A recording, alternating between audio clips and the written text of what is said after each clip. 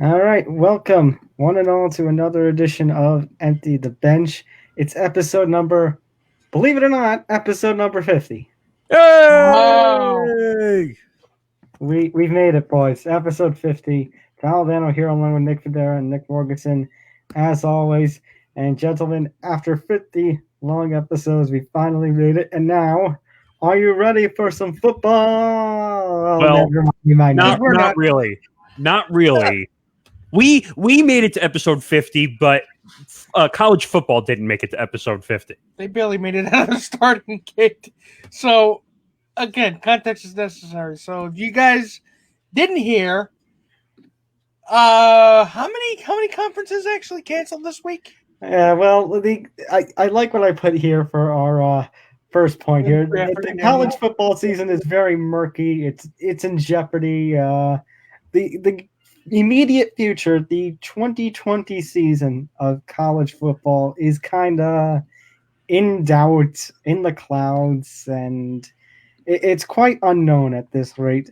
So, we have a Washington Post article here from just a couple of days ago. So, By the way, when you shared that with us, I lost track by the amount of small conferences and big conferences. And by the way, just to go back when you said the whole college football season in jeopardy, it's not the good kind with the music you're used to on the game show every night. It's like literally jeopardy, no season, like turmoil.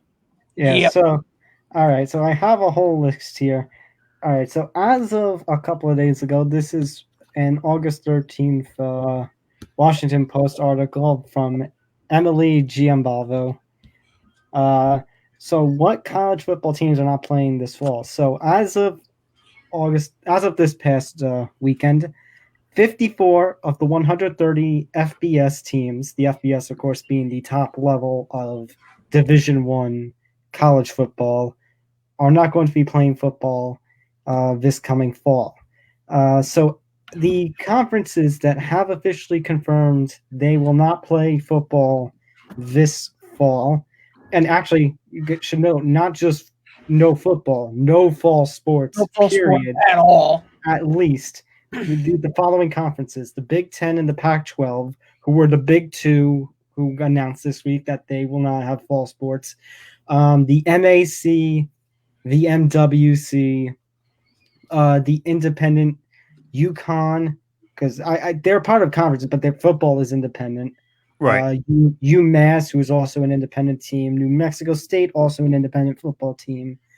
The Metro Atlantic Athletic Conference, which is home to my Rider Bronx. The Ivy League, the MEAC, the Patriot League, the CAA, home to our Hofstra Pride. The NEC, Pioneer League, the Big Sky, the Big South, the SWAC, and the Missouri Valley Conference, all announcing there will be no fall sports.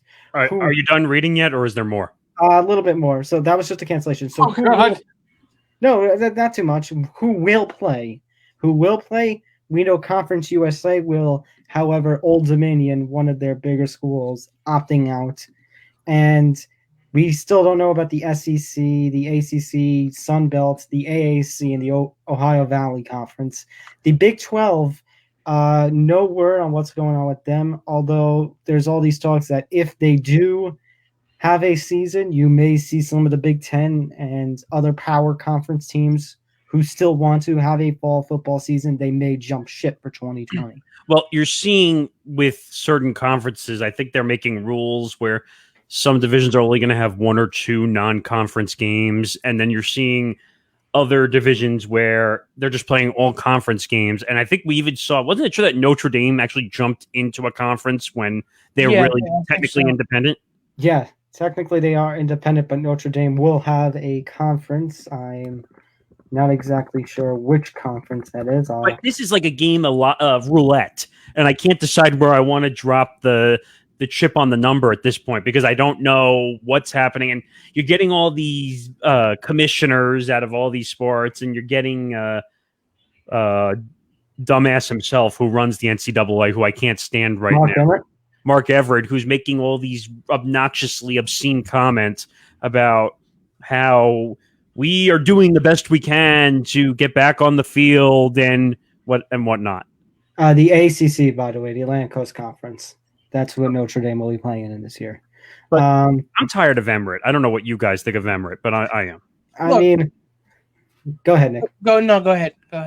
Oh, no, I was just going to get on more points. Well, you mentioned the divisions, but Division 2 and Division 3 NCAA, I believe, is going to have nothing this year for the rest of the year. Oh, it's dead ball. That's it. It's all dead ball conference at this point. They're not playing. See, I mean, this decision was inevitable. I mean, as soon as the possibility could be broached, as COVID cases started to rise in a lot of states, the possibility went from remote to it could actually happen to now it's happening. And, for those of us who are stuck trying to make sense of it, I mean, you can pretty much expect that the ESPN is going to become the NSN, the Nick Saban network, when it comes to college football.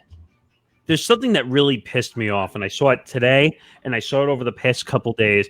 Why are the parents speaking up for the student athletes and writing letters to the college athletic administration saying, I think my kids should play, and we're going to sign waivers? Shut up. First of all, that happens. That is a form of child abuse, because clearly your son's athletic career is more important to you than your son's health. Let's be honest with ourselves. Well, Trevor Lawrence let's keep something in mind, guys. Now, it's not just the parents that you are seeing this from. There are, when Major League Baseball was in those negotiations with the MLBPA, you had the "we want to play" movement. The NFL, they had that "we want to play" movement. We are seeing a "we want to play" movement from the likes of some of these NCAA athletes, the face of which I would say would be Trevor Lawrence, the highly suspected top overall pick in the upcoming NFL draft. It is easy, of course, for Trevor Lawrence to say those things because Trevor Lawrence is the projected number one pick. But what about all the other players that are not expected to play in the draft? What if they get sick and die? What was this all for, Trevor? Well, first of all, it's like you said, Nick. Trevor Lawrence is the projected number one overall pick. He's going to get paid. He's going to be on an NFL team. You're talking about the guys who are in the third, fourth, sixth, fifth, sixth round who might not even get a chance to play. Exactly. Obviously, he doesn't care about them because who are we really inconveniencing here? Okay, but on that note, go ahead. I was going to say, on that note, let's talk about the why here. Let's talk about why some of these, these college football season isn't going to happen. It's very easy to say for safety reasons, to prevent the spread, yada, yada. But you have some, including one of our old friends in Schlosser, aka Urinating Tree, who believe that the only reason that I shouldn't say only reason, but an ulterior motive, like I put in there, is the financial side of it. Because, of course, we have been talking about for I don't know how long now about how some of these college athletes, that they get taken advantage of by their schools for everything. And the schools financially cannot, like if there's going to be no fans at games and stuff, that's less money for them to profit off of. So it goes back to what we were talking about with the MLB and MLBPA. And eventually they're saying, what is the point? I need to point out one specific distinction here, which is I understand in professional sports that they're going to fight more to play because there's revenue involved, there's salaries involved, there's TV revenue involved. Now, we could say the same thing for college football, there's TV revenue, but there's no financial repercussions for college athletes. They're going out there to play for the love of the sport. And they would like some financial. They should be going out to play. They should be going out there for financial restitution, but that's again another can of worms. But I honestly, this is either whether this is safety. I would like to think it's more financially motivated than safety motivated because if you could feasibly pack the stands, if people were still going to end up showing up at these games. You would still, there would be people, if you could fit, like, how many 111,000 people fit in the big house in Michigan, right? Yeah. If they could feasibly, if you would feasibly get a packed house for their Michigan home games, I have a hard time believing that Michigan wouldn't just throw caution to the wind and say, well, the people demand football. I really don't think they care about people's safety. Well, funny enough, you did have Jim Harbaugh coming out and saying that basically they have protocols in place. Like it reminds me of our interview with Anthony a couple of weeks ago, and that they seem like the minor league baseball.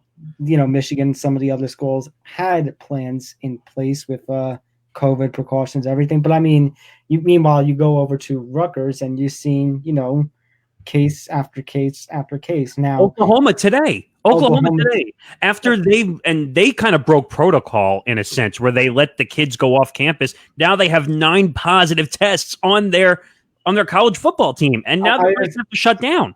I was just going to say now, if that's a matter of these students not taking protocol seriously and breaking it, or a matter of somebody not saying that they had COVID coming to the school and then infected everybody, that I don't have any, that's a case-by-case basis.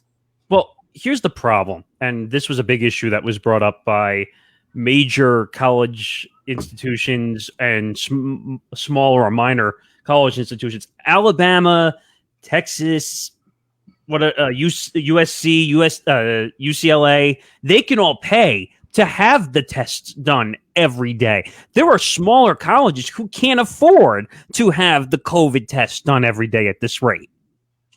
For colleges that are big enough, that have big enough financial emolument, you could fund research into getting a test. That's what happened. That's what happened to the NBA. That's what happened. That's what happened in the bubble. Even though that's neither here nor there. But again, this is a clear-cut case of the haves getting what they need and the have-nots being left to twist in the wind. So I'm just curious on something. So regardless of not, regardless not if there is a fall college football season or not, is it right to tell, because colleges are going back to school. It's kind of an appropriate topic that we're talking about it at this point. So is it fair to tell one of these groups, hey, we're going to bring all our students, back to school, but the college athletes can't play, or the other way around, that the college athletes can't play? That's what happened at Oklahoma. They brought all the students back. It wasn't just the college athletes. They said it was an issue also because the students started moving back into Oklahoma, and this started happening. But I know my point is just, I feel like this is a case where, as much as, some, non-athletes may hold grudges to the athletes because the athletes get the scholarships and, these non-student athletes, have to work harder. This is a case where, you can't divide the student body. As the student body, as college students across America, you gotta be as one here. And by the way, can we stop with the nonsense that a scholarship is considered payment? It's not. I'm sorry, it's not. Well, that's a different can of worms than the one that we are talking about today.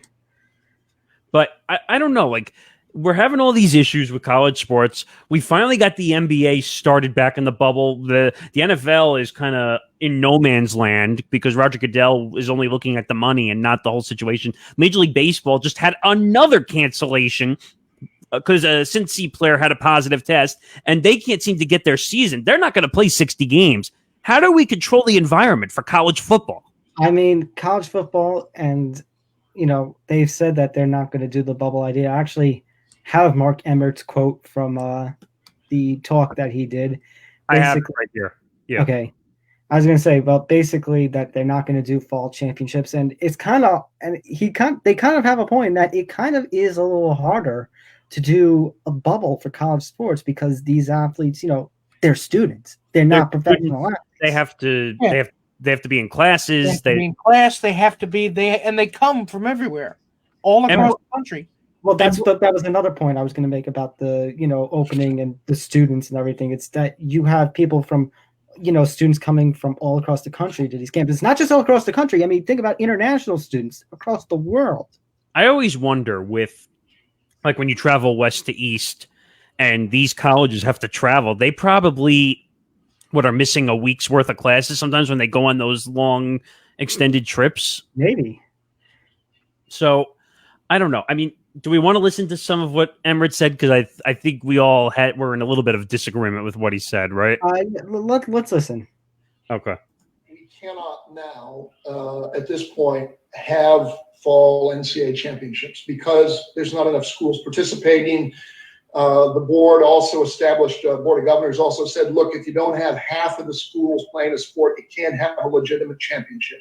So we can't in any Division I NCAA championship sport now, which is everything other than FBS football that goes on in the fall. So sadly, tragically, that's going to be the case this fall. All right, I need to stop for a second. He's saying that because half the schools are not involved, they can't play. I didn't know that there was a number on the amount of teams that were not. I mean, maybe there's not, but I think he has a point of, if half the teams aren't playing, like, can you really consider whoever comes out on top of a proposed season as a national champion? Oh, but we could say that about any sport. Look at MLB. You could say that about MLB. Because you have 60 games. Are you really going to consider who wins the World Series this year a World Series champion? Okay, fair point. So let's go back. Full stop. But that doesn't mean that we shouldn't and can't turn toward winter and spring and say, okay, how can we create a legitimate championship for all those students? My staff's been working hard on it, been talking to a lot of commissioners, all the commissioners, all 32 of them in D1. Okay, I need to stop again because the commissioners, I don't know if you guys have seen it, but the commissioners have been all over the place with different reactions. Some want to play, some don't want to play. Some are arguing for waivers. Some are arguing this, and that. Well, just to break away from college football for a second, college basketball. Now, some of these power conferences or some of these conferences in general have stopped athletic play through December 31st. So I'm curious to see what a college basketball season is, because if you go stop sports to December 31st, basically you're taking out the non-conference portion of college basketball. So, are you going to play all the teams in your conference 4 times instead of 2 in a season? I mean, maybe it makes it easier for a bubble idea, but again, you can't really do a bubble for college. Well, Nick, I want to ask you a question because this is, I think you know where I'm going with this. The whole vaccine issue, which with this, can we figure out a vaccine issue? Is it going to be good for college athletes? Is it safe enough? Like, where do you see the vaccine being a possibility really here? Well, not within the course of this season, I don't think, because honestly, I'm no epidemiologist or doctor, nor do I play one on TV. But considering someone who is as apocalyptically neurotic as I am and doing the amount of reading that I am, I mean, you will have to wait until next season for any kind of vaccine to be available on a wider scale, because I do believe a vaccine will be created, but it's going to be 2021. Again, you're going to have to just, no matter what happens, you're just going to have to eat the monetary loss that you're going to take this year. Okay, there's nothing else you can do. Okay, now another thing to bring up, because we're talking about potential of college football in the spring. We're talking about all the different sports. You're talking eligibility. Now, the spring athletes, if you remember when this whole pandemic started, spring athletes were able to get another year of eligibility to their record. Winter athletes didn't, because even though March Madness had not been completed, technically winter sports had its season. But now you're going to have, fall sports not going to happen. And now if, we go with what Nick's strategy is and you don't have any winter sports, when you move everything to spring, you're going to have scheduling issues, who gets eligibility more, who gets not. There's a lot of complications now. Those who refuse to get vaccinated, I mean, are they still eligible if they don't decide to get one? I mean, they should, but there's always going to be people who refuse. I'm glad you said scheduling issues, Tom, because that was going to be the next thing, because you brought this up, not just for eligibility.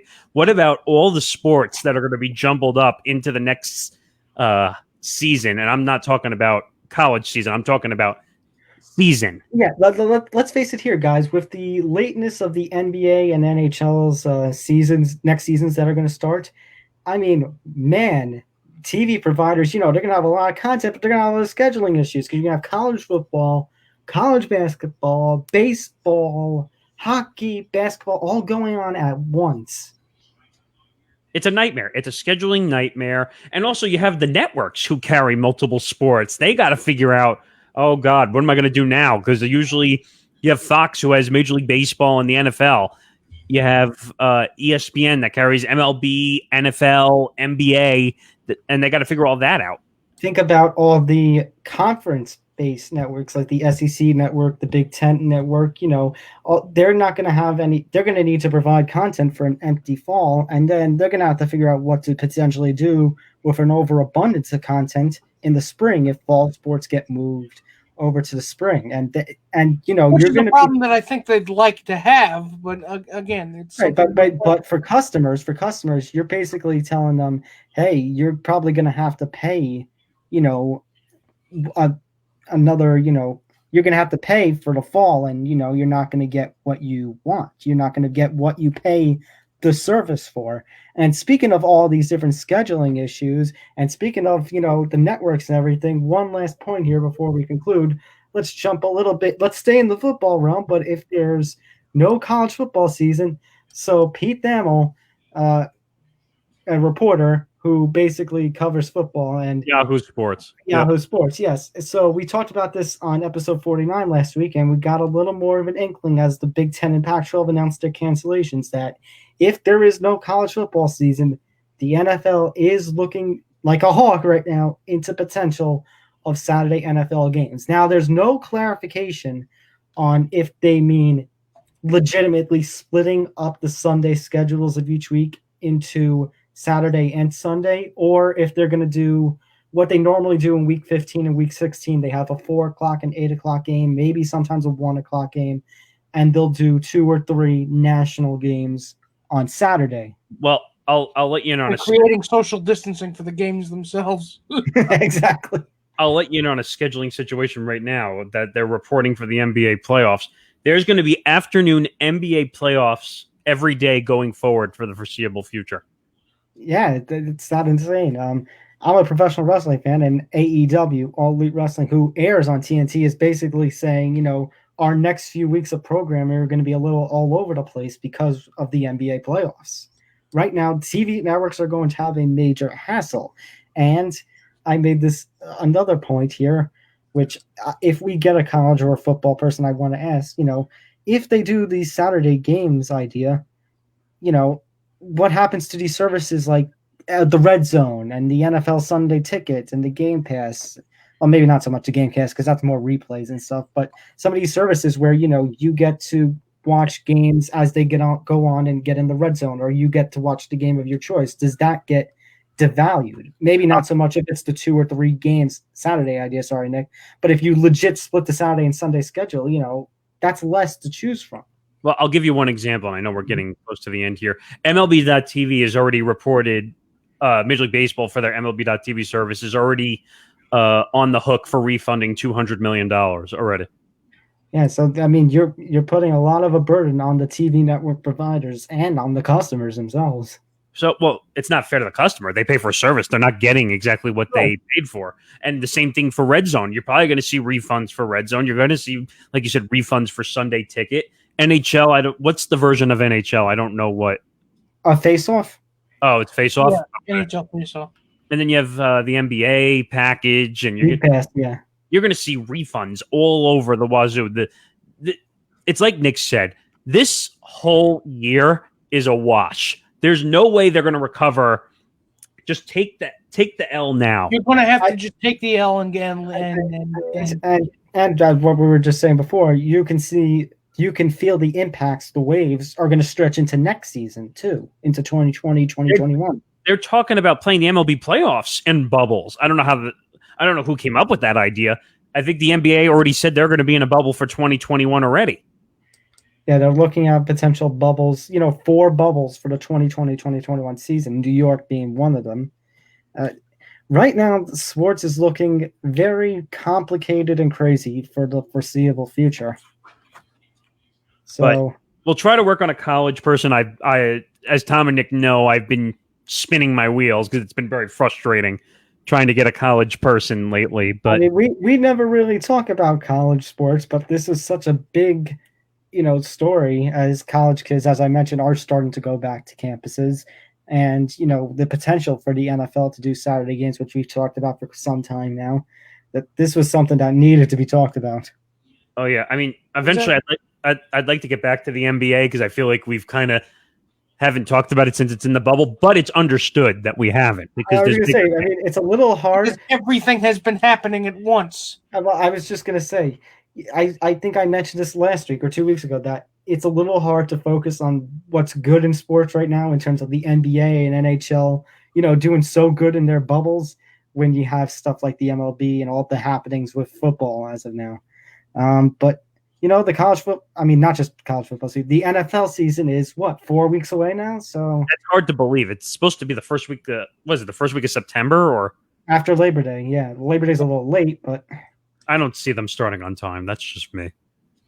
I mean, here's hoping that it does start up, but here's hoping for the best in this crazy, crazy time in sports right now. Crazy, crazy time in the world, even. So that's going to do it for episode 50. We're about to hit the 1 year anniversary of this show. It's unbelievable how many changes have happened in the time. That's Nick Morgasen and Nick Fodera. I'm Tom Albano, and we'll see you next week, guys. Good night. Good night, everybody! Good night.